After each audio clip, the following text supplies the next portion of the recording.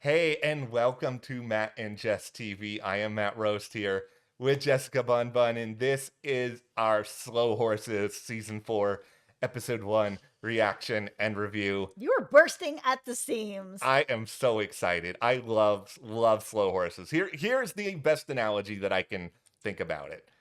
You go to your favorite pizza place, a place that you go to all the time. I love pizza, so I'm always going Yes, to you pizza do. place. You go to your favorite pizza place, you get like the best pizza that you've ever had there. The cheese is gooey, you got the perfect crumb on the crust, the sauce is just, but like in general, it is incredible. It's not necessarily redefining pizza as you know it. It's not making you think about pizza a new way, but it is the best pizza you've ever had. That is Slow Horses to me as a show. It's not redefining television, but it is for the sort of show that it is, like the best form of it imaginable. It is so fun. We're so back. I'm so excited. Yeah, I mean, Matt has been talking about Slow Horses for a really long time. Yeah. I'll admit, I only just got into Slow Horses a few months ago because it was like, you got to watch it. You got to watch it. It's so good. Gary Oldman. I love Gary Oldman. Yeah. The first thing I ever saw him in was Dracula. And I know not everybody loved that movie, but oh my God, I love that movie. He was so good as Dracula. I just love Gary Oldman. So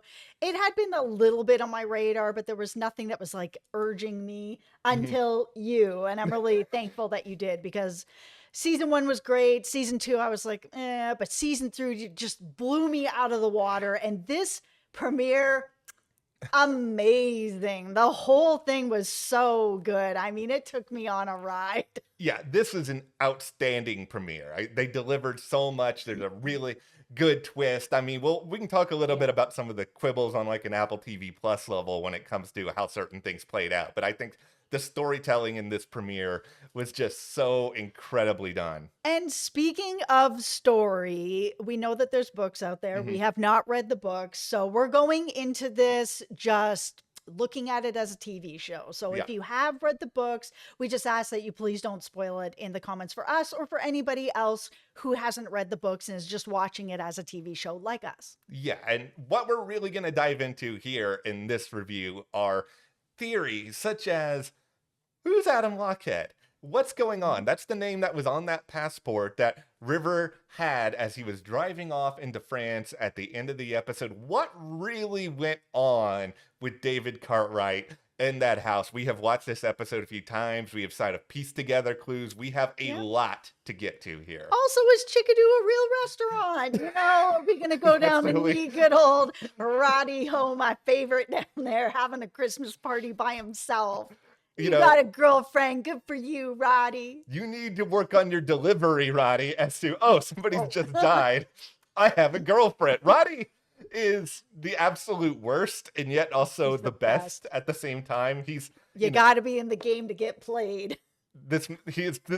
Listen, you people in Roddy. Flow House, you are all there for a reason. You all kind of suck at your job, but that's also why I really, really like you. Absolutely. But before we get in too much further into this, be sure to hit that subscribe button. We are going to be here every week talking about Slow Horses for the whole season. We're also going to be covering The Oldman with Jeff Bridges and John Lithgow. That's going to be coming up starting next week over on FX. We're really excited about that as well. If you haven't seen that and you really like Slow Horses, you will also really like this show as well. We're also covering Only Murders in the Building here at the channel. So there's lots of thriller mystery content going on here. So hit that subscribe button. Thank you guys so much, and you can support us further by joining our Patreon. We are covering exclusively over there The Penguin that is coming to HBO and Max very, very soon. We've got a link for that in the description below if you want to check out our reviews of The Penguin. And thank you so much to everyone who has supported us there. Thank you. Okay, let's start here with the big jaw-dropping reveal that River Cartwright is not dead. They spent a good chunk of this episode making us think that he was taken out by his own grandfather. And here is I'll put on the beef hat for a moment here. Oh, this beef hat. Oh my goodness. This is nothing. This is not the problem of Slow Horses, the episodes themselves. It's the problem of the previews that they have shown. There's this scene in the previews where we see River taking a bicycle and just like awkwardly pedaling it. And that hadn't shown up at the time in which River was, quote unquote, killed within the episode. So I knew in my heart that unless they trolled us to an extreme level where they put that in the trailer and it's not actually in the show, I knew that River wasn't dead. And so it kind of ruined a little bit of the surprise at the end. But if I just take that part out, it was an incredible surprise. You're right. The preview ruined it, and they shouldn't have had him in the preview at all. Much like they didn't have Standish in the preseason preview at all. Where I was like, "Oh my god, where's my girl? She's not in the preview. Is she not in the season?" Yeah. Like my theory was, we'll also put a tinfoil hat on top of your beef hat. Was they were showing in the preview for this season, there was this big hype. Oh, who from Slough House is dead? Yeah. Who's not going to make it? And whatever. Then we had this whole fake out that River was dead in the premiere. My theory is that, and was that they were going to have a fake out death, which they did. But later this season, they're going to kill somebody because this show is completely unafraid to kill off big characters. Yes. And that's why this River reveal could have been really something if they hadn't shown him in this preview. Yeah. Because would the show kill off River? Yes. And even if he's alive in the books, I don't want to hear about it because they always do things differently than they do in the books anyways. And they can decide to kill off people whenever they want. They made up all kinds of stuff in the last season of House of the Dragon and they changed things completely. So, I mean, could they decide that they're going to take out River? Yes. River is kind of the Roman Roy of this season where he's got some good ideas, but his execution's really bad and he could easily die at any minute and I would not be surprised. No, but that's the fun with River, right? Like, Yes. you never know he's the wild card jumping out of the van. You never Yes. know what exactly is going to happen with this guy, but it is exactly like you spelled out, where we know that this show has killed people off before. Like, what happened to Min? Like, that really made it clear that something could have happened to River. And I know what happened to Sid in season 1. Once again, don't spoil it, I don't think Sid is dead. I mean, go to House of the Dragon mode here again. I don't know if they're going to be able to pull Olivia Cook away from that show, but I think she's still out there alive. But I just think they have earned the credibility to make us think that River was gone, especially in the way in which it happened and then the aftermath of that. This is the thing. If they hadn't shown him in the preview riding that bike, would I have thought that he was dead? The minute that they were like, oh, his face is unrecognizable, I was like, that's convenient. Isn't it convenient? So the minute that they had kind of did that, I was like, okay, well, it's not him then. There's no way. I'll admit it. I think I would have thought he was dead. Like, I think I would have really bought into it just because I know that the show does kill people off before. And also, I was just thinking, who else would have visited David? And the way that they shot this entire sequence with River, or quote unquote River, showing up to David's place. I watched this a few times because it was pretty thoughtful.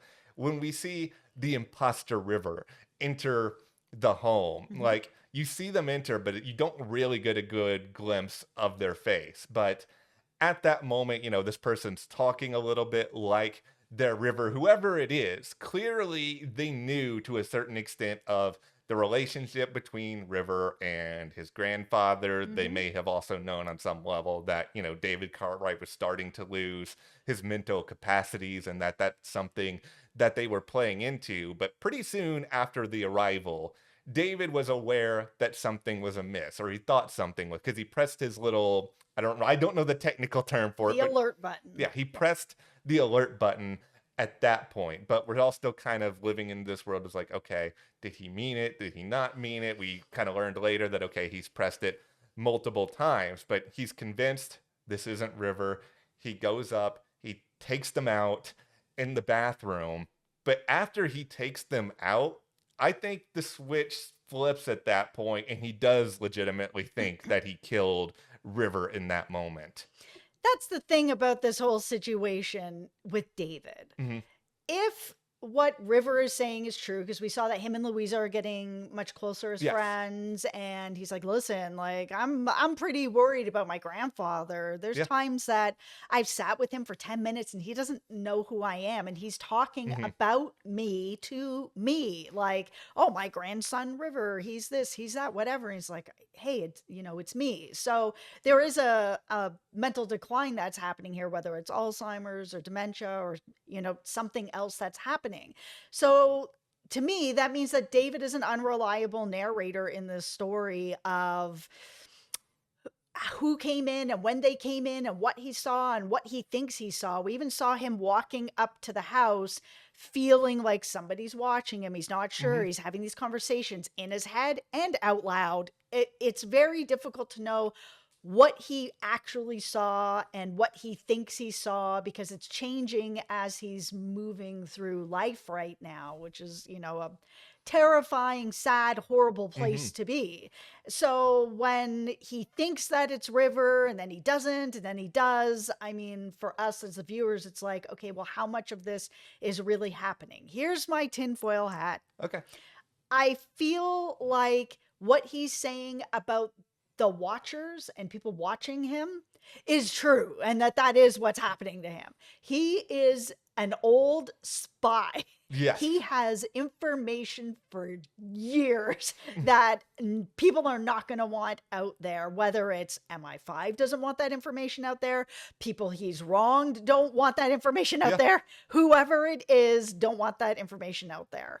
And now he's an old spy that is losing his memory and his ability to keep secrets. So somebody is probably watching him. I think somebody from MI5 is definitely watching him, but it's possible that other people are watching him as well, Yeah. to ensure that whatever it is that he does know, he's not talking and he's not saying anything. And if his mental decline in memory gets worse, at some point someone might be like, it's time to come in and pretend that I'm River to take him out, because he's at the point now that he may spill these secrets and we can't have that. So my biggest question is, Yeah. who is behind it? Is it MI5 that's kind of like, it's time for David to go, and we know that they will take Yeah. out their own people? Or is it somebody else and they've, come in to take him out? Because it feels like that's got to be the purpose of why they were there. Yeah, I think I'm kind of leaning in the direction that it is some other organization because they're heading to France, but at the same time, there could be plenty of MI5 connections in France. They It's could have sort just of, hired somebody out of the agency to deal with it. yeah, like this could be either way at this point, and that's what kind of leads all this interesting ambiguity, because this Adam Lockhead person, which we saw the passport, I Yeah.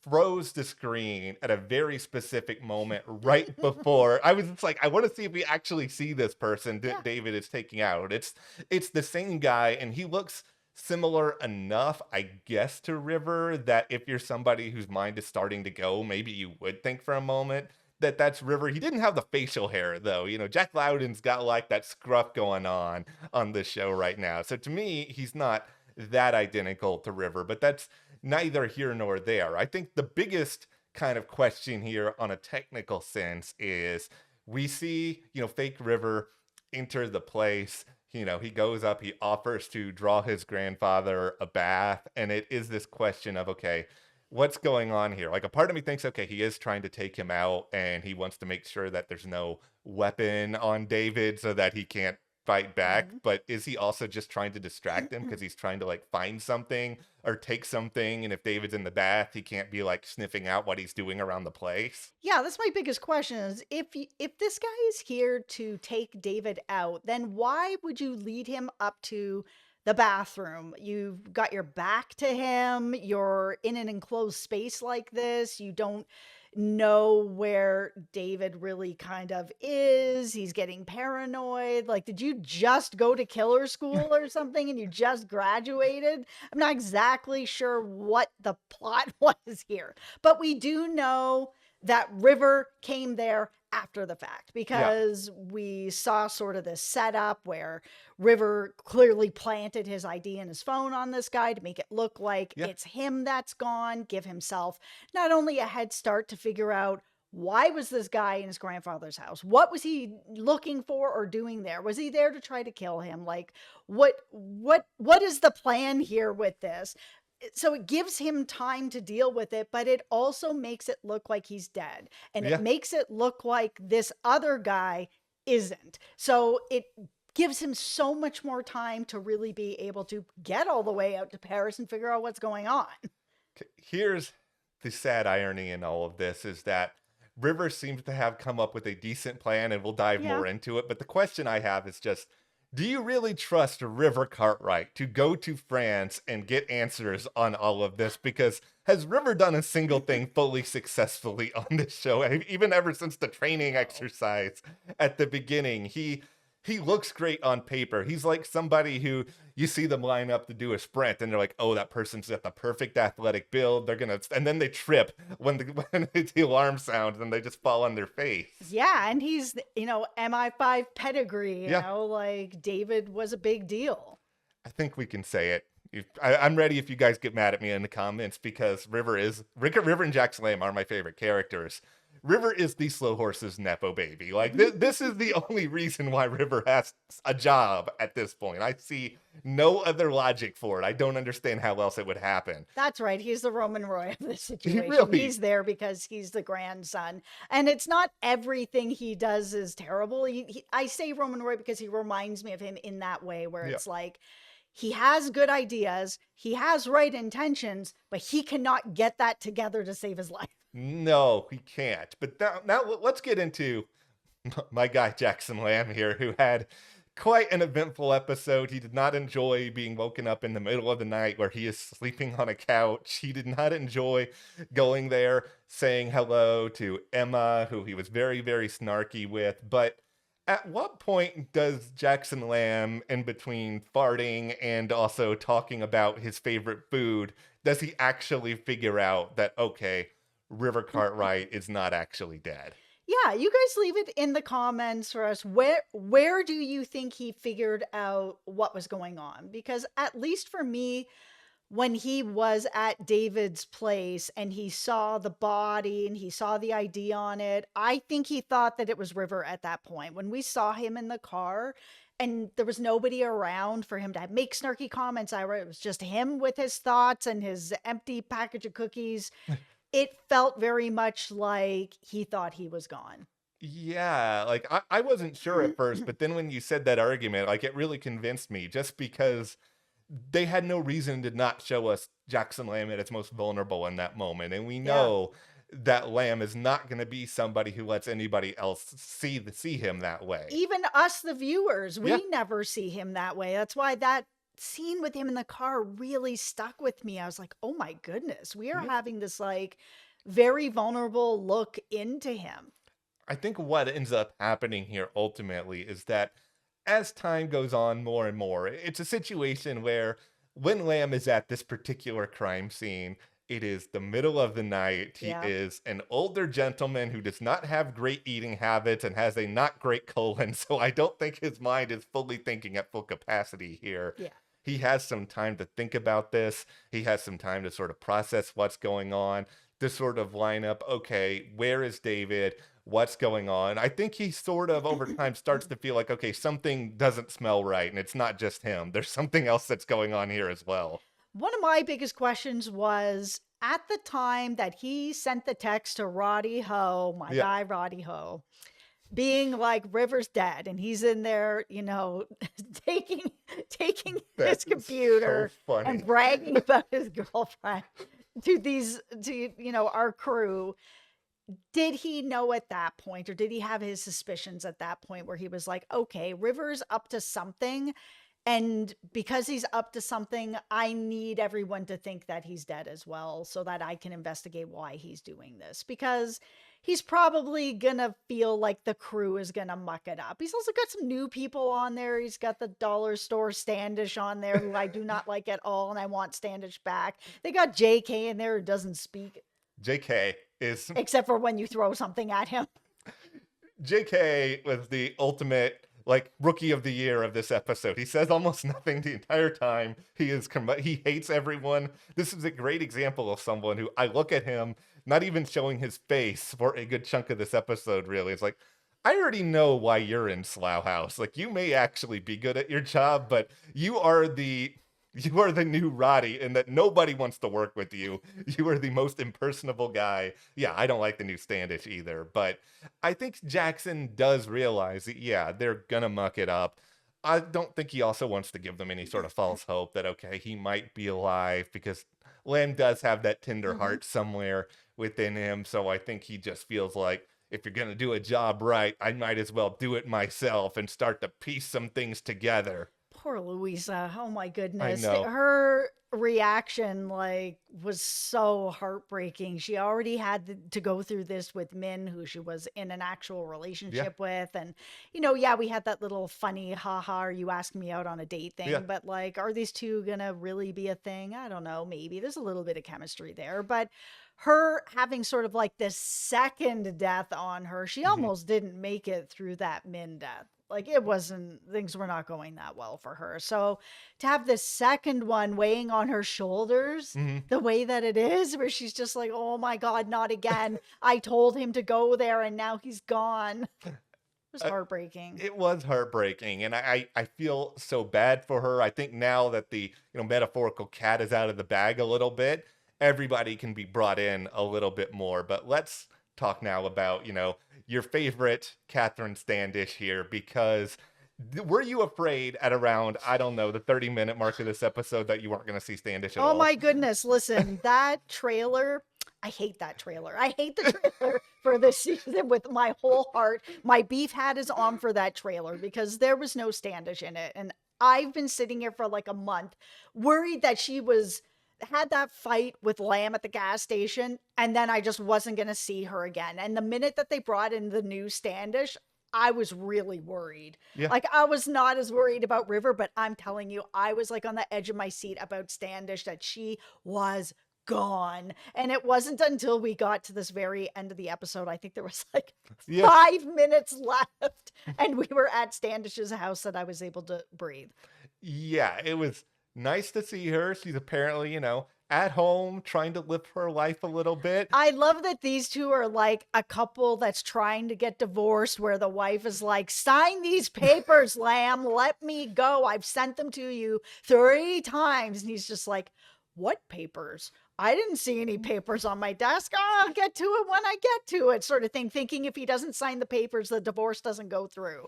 That's not how it works, man. Every single thing about this scene with Lamb and Standish is just incredible, because at first you just get the banter, Lamb forcing himself into the place, him trying to get a drink, offering her breakfast in the form of those cookies, but then ultimately I was sort of thinking, I know that you're pretty rude, Jackson Lamb, but River did just die. Can you try to be a little bit more sensitive? Because he was being just really insensitive and really awful. But that's before we knew that he saw the car and he was well Yeah. aware that, okay, something's going on here. She has seen River. She has not only seen River, but she has David there as well Yeah. in the other room, and has him stashed. So, I mean, she's saying she doesn't know a lot more than that, but maybe she does, and she's able to help with some of that. But she probably won't, because her and Lamb, they are not on the best terms, and No. she is trying to protect River and David from whatever is going on. What I think must have happened here is that at some point in between David being asleep at Standish's place and everything that happened with the fake River, real River must have at least gotten some intelligence from his grandfather as Yeah. to maybe who this person was, what they might have been doing, who they were working for, and then Mhm. he took it upon himself to go and do all of this. Now, do Mhm. you think that at any point in this, River did give Lamb a call and said what was going on, or has he communicated with Lamb at all, you think? Yeah, I'm really curious about that. I think it's a no. I think he only went to Standish because Standish was not going to look for him. I think if he knew that if he went to Lamb would start digging into it. He might tell people, it might get out there, and I think it was just like we know River, right? Yeah. River just runs on adrenaline where it's like he shows up, his grandfather has done this, this guy is in the bathtub, it looks like him, and I think he just came up with this plan on the fly and was like, okay, who's going to keep my secret? Standish. Okay, we are 25 minutes into this video and we have not even talked about the things going kaboom in this episode. And like, I know, it's crazy. Like, it's just not the plot right now. I know it's so funny. Like, you know, the majority of the budget in this episode is probably sent on the post chicken incident disaster. And then what happens at the apartment. And it seems like these are big stories because there's obviously a significant threat, but we're not emotionally invested in any of that. Like, my question is, are these stories somehow linked? Because it seems like it would be kind of weird timing unless there was something that David knew about in terms of the people possibly responsible for these explosions. And if you take out David, then there's nobody who's going to be able to help you with it. But that is a pretty gargantuan leap at this point. That's like me jumping over the Mississippi River. Like, we don't have a lot of evidence of this yet. But is this whole season really just going to be like two storylines that are pretty separate from each other? Yeah, I mean, anything's possible. The show is a show that will shake things up. So they could easily have a part of this season where River is off doing something else and the rest of the team is trying to figure out what is going on with the big kaboom.